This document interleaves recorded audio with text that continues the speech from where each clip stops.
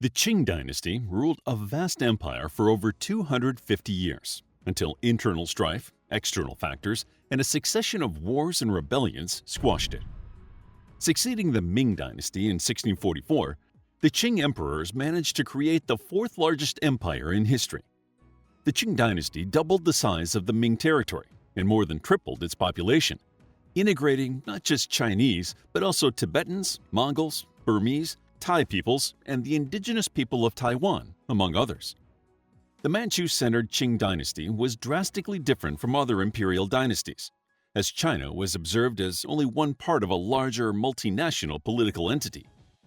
The founders of the Qing Dynasty were from the Manchu-Gyoro clan based in Manchuria, a geographical region that China and Russia share today.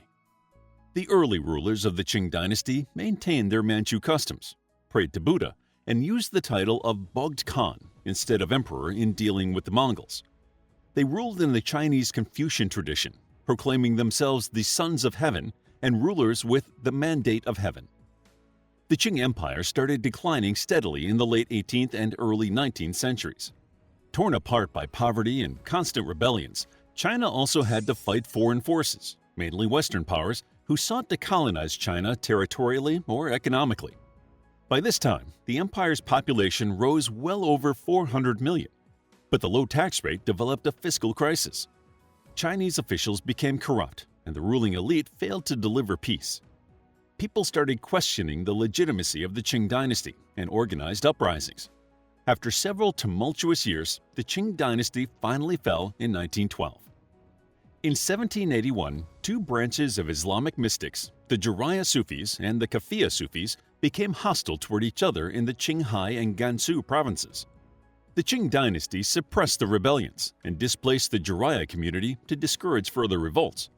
State censorship and control further inflamed tensions, and things began to boil over. Initiated by the White Lotus movement, a secret religious organization, another rebellion took place from 1796 until 1804.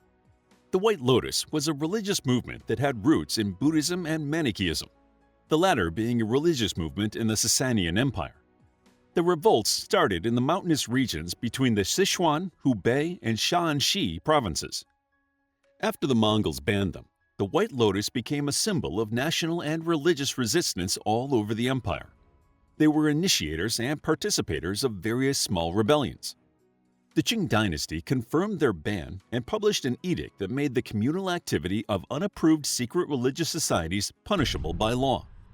The impoverished people of the region joined the White Lotus in their uprising against the high taxes.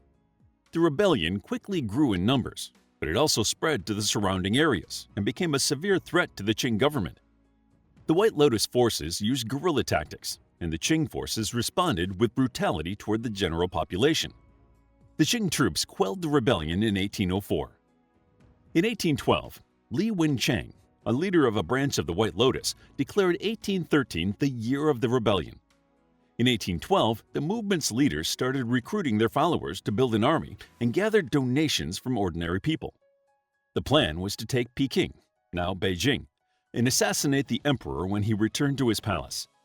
However, rumors of the rebellion reached Peking, and Li Wenchang was arrested in late 1813. The rebels saved him from execution by breaking into the prison, spawning further outrage. The rebel forces took the towns of Huaxian, Qiaoxian, and Dingtao in the Zili and Shandong provinces. 80 rebels even made their way into the Forbidden City, but failed to assert themselves. The Qing forces crushed the rebellion entirely in 1814. Li Wenchang retreated to the city of Huishuan with approximately 4,000 of his followers. There, he committed suicide when the Qing forces besieged the city. The revolts destabilized the region, but did not halt economic production. In 1820, China had the largest economy in the world. But by the end of the Opium Wars, its GDP fell by half, making it difficult for the government to recover from this economic disaster until well after World War II. The Opium Wars were fought in the mid-19th century between China and the British Empire.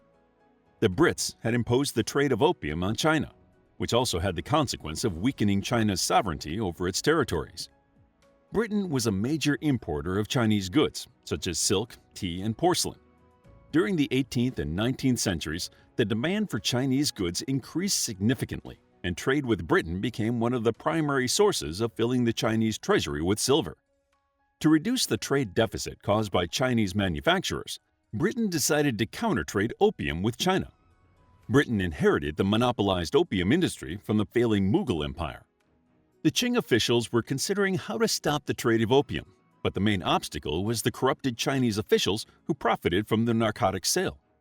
The Daoguang Emperor tasked a scholar, Lin Zishu, with eradicating the opium trade with China. Lin seized and destroyed all opium in Canton, now Guangzhou, and from all foreign ships near Chinese shores. The action set off a chain of reactions that prompted the First Opium War in 1839 between the Qing Dynasty and the British Empire.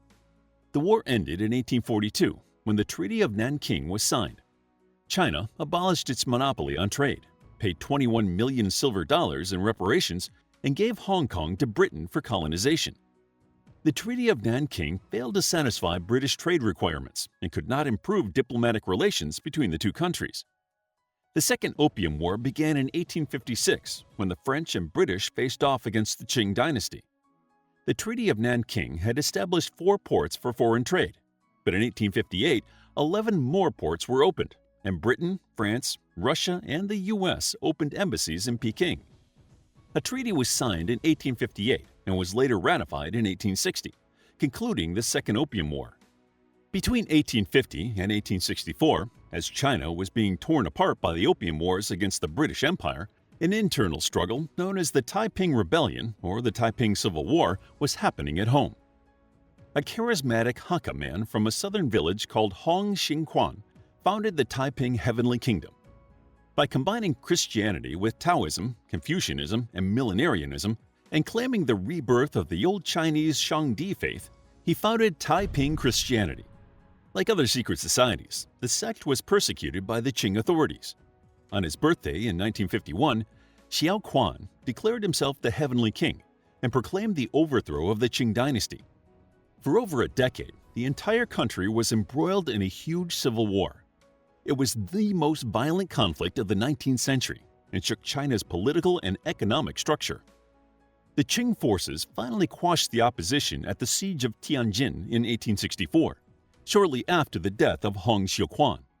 Hong was possibly ill because he ate some poisonous plants, but some historians suggest he committed suicide by poisoning. After the fall of Tianjin, the Qing forces exhumed Hong Xiuquan's body, cut off his head, burned the remains, and blasted him out of a cannon. The war is remembered for the rebels' savagery toward the Manchu people and the ruling dynasty's violence at Tianjin. After the Second Opium War, the self-strengthening movement was organized in China at the time of the Taiping Rebellion. The movement's idea was to use the available Western technology in Asia to preserve the Confucian values of the empire. The movement is also known as the Western Affairs Movement or Westernization. The movement worked on institutional reforms, which lasted from 1861 until 1895. Historians generally divide the movement into 3 phases. During the first phase, which lasted from 1861 until 1872, a diplomatic office and a college were established to work on adopting Western technologies, scientific knowledge, and training techniques. Western books and newspapers were being translated into Chinese in order to obtain knowledge about the West. The military structure was overhauled, and the Peking Field Force was introduced. Foreigners were hired for industrial and trade programs, but many changes fell short because of widespread corruption in the Chinese bureaucracy. The second phase of self-strengthening is known for giving special attention to commerce, industry, and agriculture. The main goal was to generate wealth for the country, strengthening it economically. China began developing shipping, railways, the mining sector, and telegraphy, all profit-oriented industries supervised by the government, which led to increased corruption and nepotism. The third phase of the self-strengthening movement took place between 1885 and 1895. During this phase, the Navy Board was founded to modernize the Army further. But at this stage, the enthusiasm for self-strengthening started to diminish. In the First Sino-Japanese War, the Qing Dynasty lost Taiwan and the Kingdom of Joseon, which later became the Kingdom of Korea, to the Japanese. The Qing Dynasty undertook a series of reforms to cover up their shame and prevent such losses from happening again. China had to modernize its government and society to follow Western standards, not just the military and industries. The French had arrived in Southeast Asia, and other foreign powers had established spheres of influence on the Chinese coasts. In 1898, the Guangxu Emperor and his supporters initiated the 100 Days Reform. They planned to enact cultural, political, educational, and national reforms. However, due to conservative opponents, the reforms failed after 103 days. The popularity of the Qing Dynasty was at an all-time low, and external and internal rebellions had disillusioned the people about their mandate of heaven. Between 1899 and 1901, the Boxer Uprising took place in China. The main goal of the rebels this time was to fend off encroaching foreign influence, including Christian missionaries. A series of droughts and floods had also hit the northern provinces of China, causing famine and poverty in areas inhabited by the Boxers. In addition, the anti-imperial sentiment was rising, as the Qing Dynasty could not assist the victims. The failure of the 100 Days Reform only confirmed the ruling opinion that the foreigners were to blame for the national crisis that China was experiencing. The Qing Empress, Dowager Cixi, offered her support to the Boxers in 1900. With an endorsement from the Empress, the rebels began heading toward Peking. The eight-nation alliance of British, French, American, Japanese, Russian, Austro-Hungarian, German, and Italian troops in China tried to control the situation. The Qing Dynasty and the Boxers forced the alliance to retreat, but their retaliation was swift and unerring. The foreign forces defeated the imperial troops and the peasants and captured Peking.